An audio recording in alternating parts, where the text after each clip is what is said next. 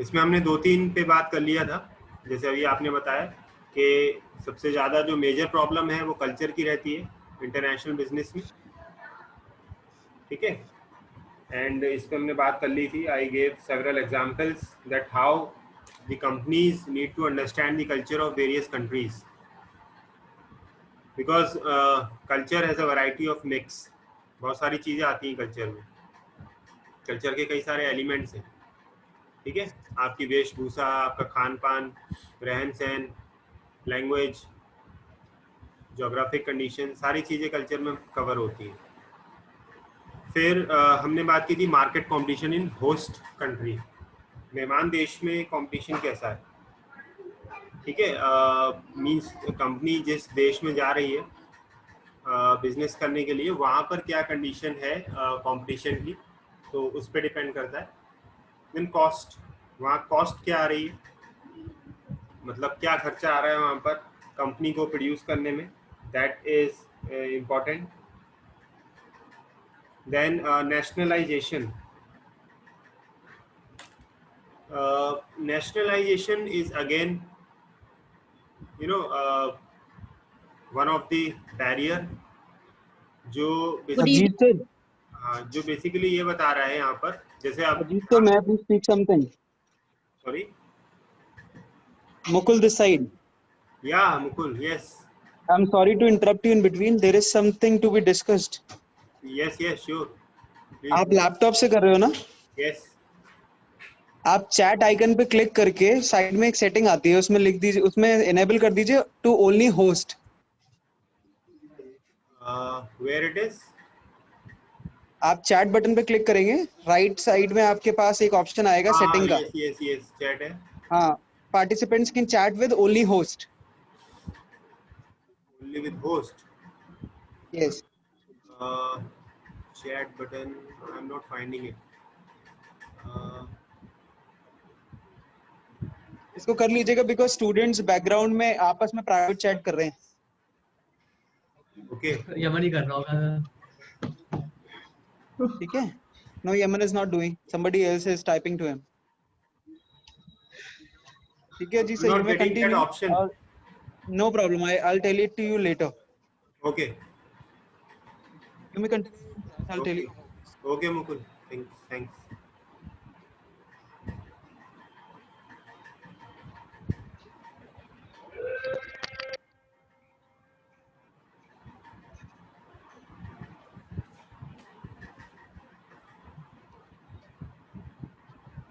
So is there anyone interested in doing the chat? फिर Yemen को पता होगा। अच्छा, अरे मुझे बहुत पसंद है, मेरे साथ क्या करो चैट, ये कहाँ परेशान कर रहे हो यार तुम मुकुल को। क्लास के बाद आ जाना, व्हाट्सएप पे चैट करेंगे, ठीक है। चलिए, तो हम बात कर रहे थे कि nationalisation is also one of the barrier these days. जैसे आप देख रहे हैं कि इंडिया में भी कंडीशन क्या है, Modi ji always trying to portray this thing that आत्मनिर्भर बनो भाई, और मेड इन इंडिया करिए, मेक इन इंडिया करिए, ठीक है। तो ये सारी चीज़ें बेसिकली कहीं ना कहीं हमारी दशा को सुधारने के लिए है, जो अपनी जो इंडियन कंपनीज हैं उनको मोटिवेट करने के लिए है। So this is a kind of restriction for the other companies who are coming from outside, ठीक है। so this produce a barrier। तो ये अक्सर जो रहता है कि कंट्री वाइज, जैसे अभी बीच में था कि सर्विस सेक्टर में अमेरिका ने एक हर्डल, एक बैरियर लगा दिया था कि ओनली जो कौन सा वीज़ा था, B visa, H1B visa, what was that? H1B1।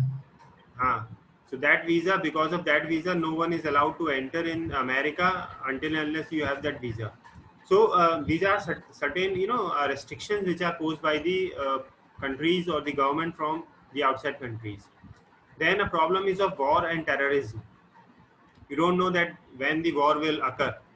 Right now the circumstances which India is facing with China, so any company who is from outside, especially from China, hesitate to enter India, and those who have already entered India, they are facing the problem, right? Since they are Chinese, so they are not allowed to do the production or certain things, do the business.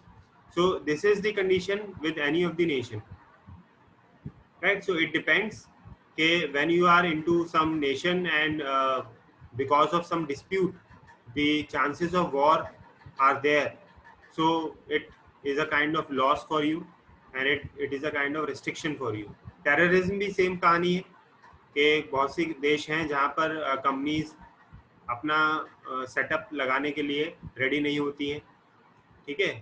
Kazakhstan, Syria, Russian countries, बहुत से gulf countries हैं कुछ, ठीक है? तो वहाँ पर कंपनियां डरती हैं कि वो कोई भी इन्वेस्टमेंट वहाँ पर करें because of terrorism round the clock, मतलब वहाँ तो रोज का है लगभग. तो फिर है short sightedness of management. Short sightedness of management, what does it mean? कोई बताएगा? What are you getting out of this term short sightedness of management? Anyone? Sir management future predict नहीं कर पाता है. Yes, yes, yes. Very good. ठीक है, when the management is unable to predict the future, that what will happen in future, then this problem occurs. You are not able to diagnose that certain things will happen in future, and you are not ready to face that scenario. You are not ready with any of the strategy related with that. So that is basically a short-sightedness approach. Normally, you know, big MNCs, those who are established, they don't possess such kind of problem because they have very keen observation of each and every market, each and every nation. Especially the companies which jump into the international business, they face this kind of problem because they don't have that kind of management skill to find out the short-sightedness related to any culture or any division or any nation. उसके बाद organisational history, बहुत ही बढ़िया एक factor जिसे हम कहेंगे कि जिसकी वजह से कंपनियां क्या करती हैं कि मूव नहीं कर पाती हैं. ये आपके लिए एक बैरियर है कि हमारा इतिहास क्या रहा है, specially related with any company, कि वो उनका जो पीछे क्या करते आए, मतलब उनका किस क्षेत्र में उनका इतिहास रहा है, जिस वजह से वो अपने आप को डाइवर्सिफाई नहीं कर पाती companies, and again they are not able to produce the goods related with the same name. This is a problem, right? कुछ हैं ऐसे कंपनी, जैसे मैं एग्जांपल के तौर पे आपको बताऊं, जैसे टाटा है फॉर एग्जांपल, ठीक है? तो टाटा एक नाम है, टाटा का आप हर जगह नाम देखते हैं. टाटा का Tata is into steel and iron. तो जो रेलवेज की जो पटरियां हैं, इवन जिसमें जितना लोहा लगा हुआ सब ज़्यादातर टाटा का है. टाटा का आप नमक भी खाते हैं, नमक आता है टाटा का. टाटा के और भी प्रोडक्ट्स आते हैं, तो आप उसको वैसे ही लेते हो क्योंकि टाटा की हिस्ट्री है कि Tata is into various domain. अब जरा सोच के देखिए, मैं आपको बोलूं कि साहब माइक्रोसॉफ्ट का पिज्जा खाइए, कैसा लगे? बहुत अच्छी. हाँ, सुन के कैसा लग रहा है? माइक्रोसॉफ्ट का पिज्जा आया है, तो हंसी आ रही है. हंसी आ रही है ना? हंसी आ रही है. तो नोकिया की आइसक्रीम आई है, नोकिया की, अच्छा लग रहा है नोकिया की आइसक्रीम. तो ये क्यों हंसी क्यों आ रही भाई? मैंने अभी इससे पहले एग्जांपल बताया टाटा का. टाटा के नाम पे तो हंसी नहीं आ रही. टाटा की रेलवे लाइंस भी है, टाटा का नमक भी है, टाटा एफएमसीजी में भी है, आईटीसी है सारे क्षेत्रों में, निरमा है, या बहुत सारे प्रोडक्ट्स हैं आप यूज करते हैं. मगर कुछ एक कंपनी जिनका इतिहास ऐसा है, ठीक है, तो उस केस में आप फिर क्या करोगे? This is a problem. History ऐसी रही है ना? हिस्ट्री ऐसी रही है. KFC की कार आई है, KFC की. KFC is going to launch a car. How does it sound? Sir please सभी को म्यूट कराइए, सभी को म्यूट कराइए सर प्लीज, डिस्टरबेंस हो रहा है। Okay, just a second. I request everyone to please mute yourself because it creates a disturbance amongst others. Well, I am not getting any kind of noise, so I think all are mute. So what I am telling is, sometimes the history of the organization itself is a kind of barrier, is a kind of problem. ठीक है, clear है ये बात, समझ में आ रही है? Yes sir. है ना? तो जैसे एक ही क्षेत्र में अगर आप रहे, Nokia was into mobile phone only, Soni is into electronics only, ठीक है? तो ये कहीं ना कहीं एक प्रॉब्लम क्रिएट करता है कि आप उस चीज को एक्सेप्ट नहीं कर पाते एज अ कस्टमर, क्योंकि इतिहास उस कंपनी का वैसा नहीं रहा होता है, ठीक है? तो ये एक बैरियर है। कंपनी जनरली इससे ओवरकम होना चाहती है, और कंपनी चाहती है कि इसको हम हटाएं, इससे दूर हटें, बट वो स्लो प्रोसेस है, it's a slow process, it will not happen overnight. फिर बात आ रही है conflicts within the organization. Conflicts,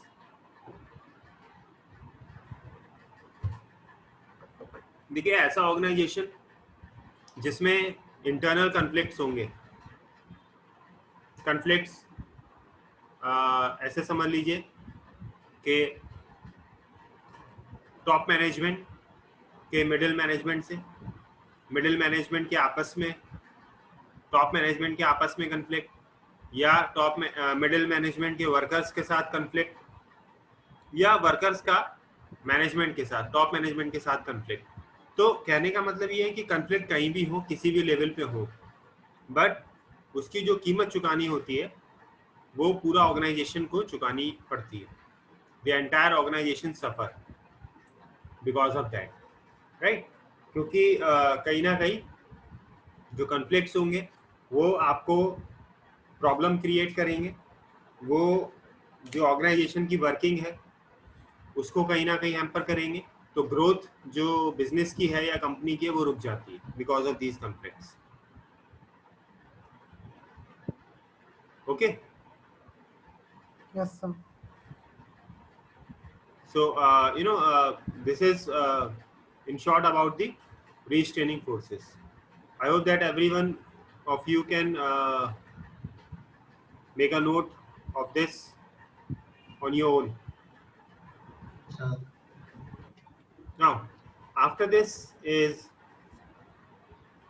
many a times the question is there in the examination related with the distinction between the domestic and the international business. So let's see both the domestic and the international business hand to hand on one slide. ये भी देख सकते हैं हम दोनों में क्या differences हैं।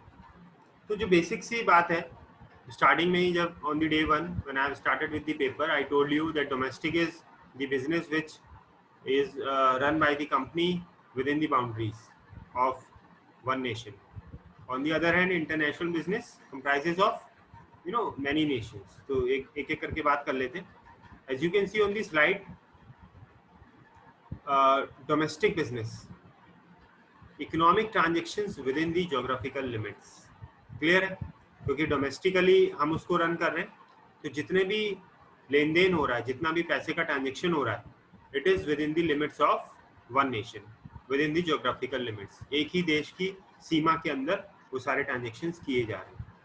On the other hand, international business में economic transactions with several countries, तो इकोनॉमिक ट्रांजेक्शन्स इंटरनेशनल बिजनेस में कई देशों के साथ हो रहे हैं, कहीं घाटा हो रहा है, कहीं फायदा हो रहा है।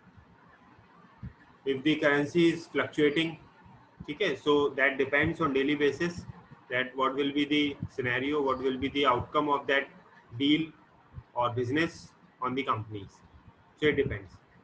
Second, domestic में देखिए, area of operation is limited.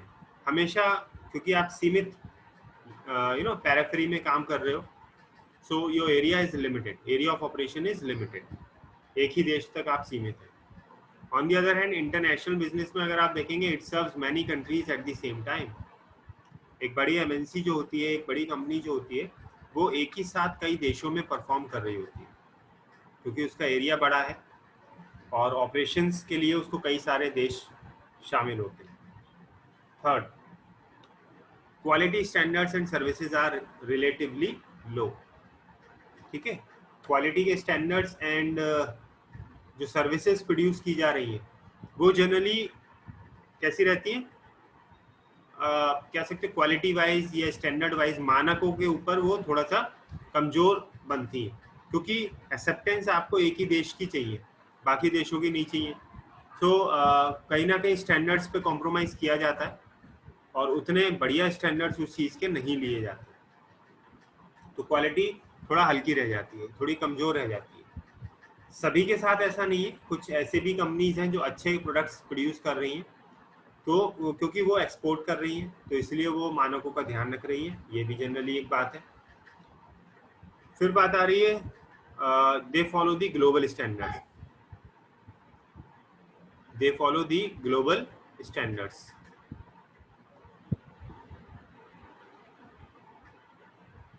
ठीक है, जनरली जो कंपनीज हैं इंटरनेशनल बिजनेस में वो ग्लोबल स्टैंडर्ड्स को फॉलो करती हैं। जैसे क्वालिटी के टर्म्स में अगर आप देखें, क्वालिटी के टर्म्स में there are several standards which they need to maintain. Japanese standards हैं क्वालिटी में, काइजन, 5S, 6 सिग्मा है। ठीक है, ये सारे स्टैंडर्ड्स क्वालिटी में हम बात करते हैं, तो ऐसे वो फॉलो करती हैं जनरली कंपनीज जो मानक all over the world acceptable. Domestic, fourth point, deals with single currency. Common सी बात है, nothing to elaborate in this, क्योंकि एक ही देश में आप बिजनेस कर रहे हो तो एक ही करेंसी में जनरली आपका बिजनेस रहता है। जबकि दूसरी तरफ इंटरनेशनल बिजनेस में you deal with multiple currencies, आपको कई देशों में जब डील हो रही होती है तो आप मल्टीपल करेंसीज में डील करते हैं। Fifth point, subject to rules, law, taxation of a single country. Generally जब डोमेस्टिकली आप काम कर रहे हो, जैसे इंडियन कंपनीज है, so if any dispute occurs या कोई और अगर लीगल एस्पेक्ट है तो उस पर जो भी कार्रवाई की जाएगी वो उस देश के अंदर ही की जाएगी। The jurisdiction area of the domestic company और in a domestic business is your own nation's court, supreme court या high court of India, whatever you say. In international business, generally the jurisdiction is of the host nation, or sometimes if the company is very big and dealing in many nations and found culprit, so it can be the WTO or the governing body of that nation which will take the jurisdiction. Then in domestic, nature of customer is more और less same. देखिए, India में भी हम different states हैं, लेकिन different states के होते हुए भी हम एक इंडियन कल्चर की बात करते हैं, यानी कि ओवरऑल हम इंडिया का एक कल्चर लेके चलते हैं कि भाई इंडियन कल्चर में ऐसा होता है, या मोर और less Indian culture is like this. So company generally have that opinion कि अगर हम इंडिया में कोई चीज़ बेचने जा रहे हैं तो कल्चर हमें ऐसा मिलेगा, जो कॉमन सा रहता है। तो ये फ़ायदा मिल जाता है डोमेस्टिक बिजनेस में। और अभी हमने बैरियर्स में डिस्कशन किया ही था कि nature of every customer Nations is different. जो इंटरनेशनल बिजनेस में हम पाएंगे कि हर जगह, हर देश में जो कस्टमर है वो क्या है, डिफरेंट है। डिफरेंट कई चीज़ों में है, डिफरेंट टेस्ट में है, डिफरेंट लैंग्वेज में है, डिफरेंट दिखने में है, पर्सनैलिटी में है, राइट, रहन सहन में है, खाने के तरीकों में है, सारी चीज़ें डिफर कर जाती हैं। तो हमें उसके एंगल से सोचना पड़ता है। फिर डोमेस्टिक पे आइए, business research can be conducted easily. देखिए आप बिजनेस की फील्ड में हैं तो आप रिसर्च से बच नहीं सकते, मतलब मोर और less you have to do the research. अब अगर एक ही देश है, मान लीजिए इंडिया में बिजनेस कर रहे हैं, तो आप इजीली इंडिया में रिसर्च परफॉर्म कर सकते हो क्योंकि लिमिटेड ज्योग्राफिकल एरिया है। बट अगर आप इंटरनेशनल बिजनेस में बात कर रहे हो, ठीक है, तो प्रॉब्लम क्या आएगी, देश कई सारे हैं और सारे देशों में ही आपको रिसर्च अपने अपने एंगल से कंप्लीट करनी है। तो होता क्या है, it's not easy task for the companies to do the research world wide. ठीक है, ये एक प्रॉब्लम रहती है। और अगर होती भी है रिसर्च, तो प्रॉब्लम क्या आती है, it takes a lot of time.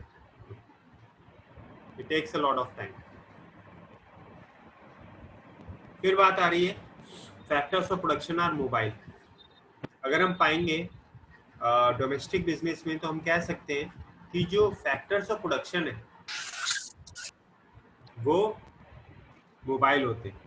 What does it mean, can anyone explain? तो फैक्टर्स ऑफ प्रोडक्शन को हम मूव कर सकते हैं, या फिर लेबर को हम मूव कर सकते हैं हाँ, वेरी गुड। डोमेस्टिकली। लेबर को, मशीन को, एट टाइम्स पूरा सेटअप इवन मूव किया जा सकता है। ठीक है, एडवर्स कंडीशंस में ये हो सकता है क्योंकि लोकली आप काम कर रहे हैं, तो it's easy for the companies to move. 2016 में आई थिंक या 2015 में टाटा के साथ ऐसा हुआ था कि टाटा बंगाल में ज़मीन लेने के लिए उन्होंने बात की थी, गवर्नमेंट की परमिशन भी मिल गई थी, किसानों की ज़मीन थी, वहाँ पे टाटा को नैनो का प्लांट लगाना था। और आई थिंक उसका जगह का नाम था सिग्नूर डिस्ट्रिक्ट में उन्हें प्लांट लगाना था टाटा को। तो प्रॉब्लम ये आई कि वहाँ पर किसानों ने विद्रोह कर दिया टाटा के खिलाफ कि हम अपनी ज़मीन नहीं देंगे, यहाँ प्लांट नहीं लगेगा। तो हुआ ये कि पूरा सेटअप का सामान वहाँ पहुँच चुका था और पूरी तैयारी थी प्लांट सेटअप करने की। टाटा ने रातों रात फिर निर्णय लिया and they have shifted that plant from Bengal to Rudrapur में फिर नैनो का प्लांट लगाया गया। So this is possible because domestically आप हो तो आपको ये बेनिफिट मिल जाता है कि आप अपनी लेबर को, मशीनों को और प्लांट को भी इवन एक जगह से दूसरी जगह पे आप सेटअप कर सकते हो। ये जबकि आईबी में पॉसिबल नहीं है, ठीक है, इंटरनेशनल बिजनेस में ये पॉसिबल नहीं है। तो इसीलिए कंपनीज क्या करती हैं कि जब इन्वेस्टमेंट की बात आती है तो वो सोच समझ के इन्वेस्ट करती हैं। प्लांट जनरली लगाना उसी देश में ही पसंद करती है जहाँ पर डिस्प्यूट्स ना हो, जहाँ पर गवर्नमेंट का सपोर्ट हो, जहाँ पर उन्हें लग रहा हो कि आगे फ्यूचर में कोई दिक्कत नहीं होगी और हम कई सालों तक वहाँ पर बिजनेस कर पाएंगे। क्योंकि मोबिलिटी नहीं है, हम वहाँ से लेबर यहाँ नहीं ला सकते। सपोज अगर कहीं आपने जापान में प्लांट लगाया हुआ है तो it's not possible to bring the Japanese labour in India and the entire setup from Japan to India, it's not possible. ठीक है, तो ये कंपनी जनरली बचती है इस चीज़ से और एक कंपनी के लिए एक प्रॉब्लम भी है कि कैसे उसको फिर हम टैकल करें। क्लियर है इतना? Yes sir. Yes. Okay. So after this, let's have a quick look on the kinds of environment faced by the company which is dealing with international business. Right? You may get a full question on this one topic. That what is the international marketing task? You can say it like this, or it may come like that what are the different kinds of environment that have an impact on the working of the company or the decision making of the company, especially which is dealing with the international business. ये question ऐसे पूछा जा सकता है। I'm starting from the center of this circles which you are finding on your slide. Just look at that the white circle at the center. You will find the target market. That is the market where the company needs to focus. That's the target market. Surrounded with that target market are the controllable factors. The things which are written in blue color, they are controllables. After that are uncontrollable, and the green one means the red one and the green one, they both are uncontrollable. ठीक है, दोनों ही uncontrollable है. तो पहले बात कर रहे हैं हम controllable से. Controllable, as the name suggests you, the things are in our hand. We can mold them accordingly and we can change them according to our requirement. सबसे पहले आ रही है इसमें प्राइस. कॉमन सी बात है, प्राइस को हम क्या कर सकते हैं अपने हाथ में. भाई एक कंपनी बहुत ज़्यादा फ्लक्चुएट की मैं बात नहीं कर रहा हूँ, लेकिन जो आपका मार्जिन है उसमें आप खेल सकते हैं. और जनरली कंपनीज लेके चलती हैं कि वो एक स्लैब निर्धारित कर देती है कि इस प्रोडक्ट के दाम हमें इससे ऊपर नहीं करने और इससे नीचे नहीं करने.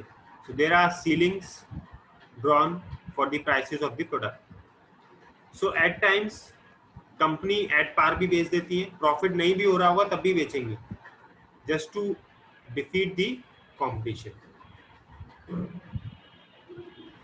आपने देखा होगा भी एक पेप्सी का ऐड आ रहा है सलमान खान का, देखा है? यस सर, 50 रुपए में। 50 रुपए में पेप्सी कितना? 2 लीटर, देखा ना? सर 1.25 लीटर, 1.25 नहीं 1.25 नहीं, 2 लीटर्स. सर वो सर 1.25 1.25 है. अच्छा, आप खरीद चुके हो? Yes sir. Yes sir. चलो अच्छा, मुझे लगा 2 लीटर है. तो वो 1.25 भी मेरे ख्याल से 60 या 65 रुपए की थी पहले, यस सर। अभी 50 रुपए में. ठीक है, तो कंट्रोलेबल है भाई, आपके हाथ में. तो उन्होंने क्या करा कि भाई कोक को या किसी और कंपनी, थम्स अप वगैरह जो ब्रांड्स हैं, इनको बीट करने के लिए they have launched a new price tag just to fight the competition. So price is controllable. Product is in our hand. We can have the dimension of the product, means we can change the shape, size, color of the product according to the need, according to the requirement. Just like Lux soap. Lux is in the market from the last more than 50 years. 50 सालों से ज़्यादा से है lux यहाँ पर अपना साबुन बेच रहे हैं. लेकिन कभी भी आपने देखा होगा कि लक्स का साबुन एक सा नहीं रहा. They need to change it every time. Every year almost, they have a new fragrance. They change its color, its shape, its size, its packaging. These are the tactics which the companies adopt. ठीक है, तो इससे benefit क्या मिलता है कि जो companies हैं बेसिकली उनको कंपटीशन को फाइट करने में हेल्प मिलती है. ठीक है, तो प्रोडक्ट को आप अपने अकॉर्डिंग चेंज कर सकते हो. फिर बात आती है प्रमोशन. भैया आप अपने अनुसार प्रमोशन कर सकते हो, कंट्रोलेबल है. ठीक है, बहुत सी ऐसी कंपनीज होती हैं जो बहुत हैवी प्रमोट करती हैं अपने प्रोडक्ट्स को, बहुत ही एग्रेसिव स्ट्रेटजी ऑप्ट करती हैं प्रमोशन के लिए, एंड 24 घंटे आप उनका ऐड देखेंगे हर चैनल पर. बहुत सी ऐसी कंपनीज होती हैं जो बहुत कम ऐड दिखाएंगी. उन्हें मालूम है कि वो कस्टमर से दूर नहीं है और उनका मार्केट अच्छा चल रहा है, so there is no need to spend much on promotion.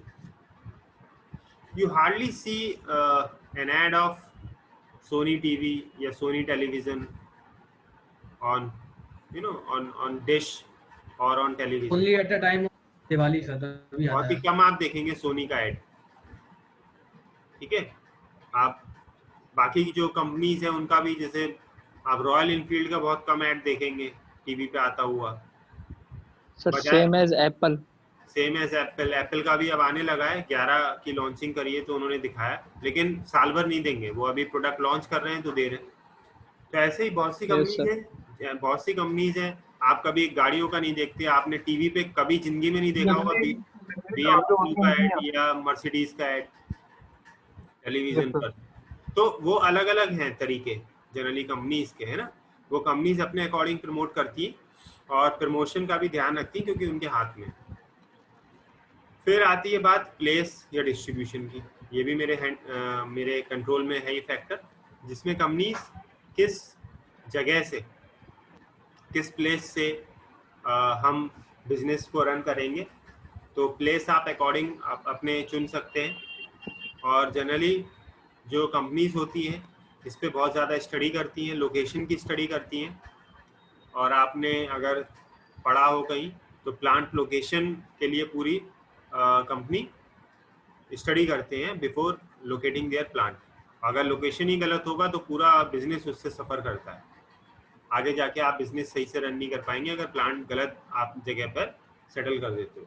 तो ये प्रॉब्लम रहती है। डिस्ट्रीब्यूशन भी, जो हम डिस्ट्रीब्यूशन कर रहे हैं किस जगह से कर रहे हैं, हमारे डिस्ट्रीब्यूटर्स कौन होंगे, किस जगह से बनेंगे, सो दैट एक पर्टिकुलर एरिया में आप इजीली चीज़ों को डिस्ट्रीब्यूट करा पाओ। इस बात का भी कंपनी जनरली ध्यान रखती है। ठीक है, तो ये जो फैक्टर्स हैं ब्लू कलर से लिखे हुए, ये हैं कंट्रोलेबल। क्लियर है? Yes sir. इसके बाद आइए, यस सर। इसके बाद देखिए डोमेस्टिक एनवायरनमेंट में ही आपको फैक्टर्स मिलेंगे।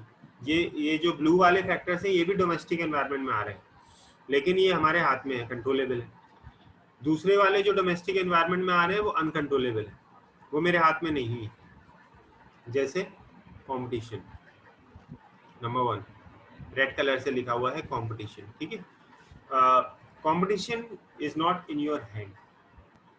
ठीक है, जनरल सी बात है, हर कंपनी फ्री है अपने आप को प्रमोट करने में, अपने आप को अपने प्रोडक्ट को बेचने में।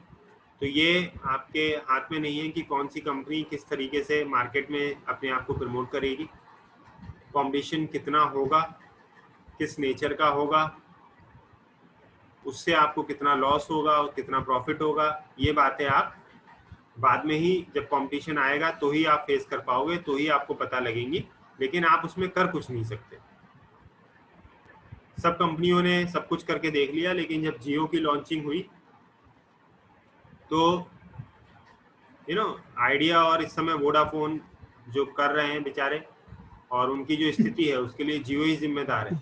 अच्छा खासा चल रहा था वरना सब कुछ, तो बहुत से कंपनीज आउट हो गए मार्केट से because of the launching of Jio and the tough competition in the telecom sector.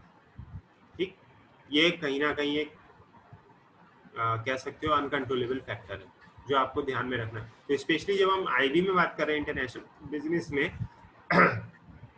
तो कंपटीशन बहुत ही ज़्यादा सीवियर होता है, बहुत ही ज़्यादा प्रेशर वाला कंपटीशन आपको झेलना पड़ता है। फिर सेकंड फैक्टर आ रहा है इसमें टेक्नोलॉजी। टेक्नोलॉजी भी मेरे हाथ में नहीं है। टेक्नोलॉजी की जो डायमेंशन है, जो टेक्नोलॉजी का जो नेचर है वो ये है कि टेक्नोलॉजी कभी भी सेम रहेगी नहीं, उसे बदलना ही है, उसे बदलना ही। ठीक है, तो जब बदलना ही है तो भाई हम किस टेक्नोलॉजी पे काम करें। आप कोई तो सेटअप बनाएंगे, जब आप प्लांट कोई चीज़ बनाने जा रहे हैं, आप प्लांट सेटअप कर रहे हैं, तो किसी एक पर्टिकुलर टेक्नोलॉजी को लेके आप बात कर रहे हो। अब वो टेक्नोलॉजी जैसी आप इस्टेब्लिश करें, मान लें बदल गई, तो जब बदल गई तो फिर आप दूसरी टेक्नोलॉजी लगाओगे, तो पूरा प्लांट आपका पहला सेटअप खराब हो जाएगा, दूसरा सेटअप आप क्रिएट करोगे। अगर वो नहीं उसको आप मॉडर्नाइज कर सकते हो, ये एक प्रॉब्लम आती है। ठीक है, टेक्नोलॉजी की। जिन कंपनीज ने एलईडी टेलीविज़न जब चला था, एलईडी टीवी, तो सोनी वगैरह और बाकी सारे टेलीविज़न ने भी एक टेक्नोलॉजी पे काम किया और एलईडी बनाने लगे। अब इतनी फास्ट चेंजेस हो रहे हैं, इतनी फास्ट टेक्नोलॉजी बदल रही है कि भाई लागत तक नहीं निकली, और ये समझ लीजिए कि 1 या 1.5 साल बाद ही, 2 साल बाद एलईडी से अब सीधे हम किस पे आ गए, एंड्रॉयड टेलीविज़न पे, टच वाले टेलीविज़न आ गए। तो वो एक टेक्नोलॉजी है। ठीक है। अब आदमी वही मांगता है कि साहब हमें तो ये दे दीजिए कि हमारा मोबाइल कनेक्ट हो जाए एलईडी से। अब जो पुराने एलईडी वाले अगर टेक्नोलॉजी है जिसपे कंपनी बेच रही है प्रोडक्ट, उसमें तो हो नहीं सकता। तो ये एक प्रॉब्लम है कि भाई अब नया टेक्नोलॉजी में कहाँ से लाऊं, उसके लिए मैं फिर पूरा सेटअप चेंज करूं। ठीक है, this is the problem. Technology की वैसे ही एक प्रॉब्लम है। ऐसे ही जो अभी रिसेंटली आपने देखा जो ऑटोमोबाइल सेक्टर में जो प्रॉब्लम आई थी वो खासकर यही थी। तो अभी बहुत